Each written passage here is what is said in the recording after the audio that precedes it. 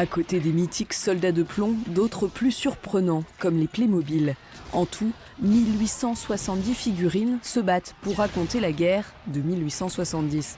La raconter aux enfants et aux parents, car ce conflit reste méconnu. Pourtant, vous en avez entendu parler, c'est celui où la France a perdu l'Alsace et la Lorraine. C'était le but aussi de présenter des scénettes avec des jouets actuels, donc les Lego, les Playmobil, pour justement attirer les familles, les enfants et les intéresser davantage à cette histoire de la guerre de 1870 et de la bataille qui s'est jouée ici à Loigny le 2 décembre 1870, qui a fait quand même près de 9000 victimes.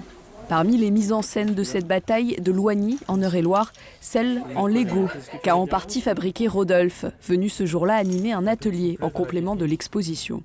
Moi, j'ai trouvé un immense plaisir à créer des thèmes, entre guillemets sous contrainte, et surtout à prouver qu'on était capable avec des Lego de faire n'importe quelle thématique liée à l'histoire.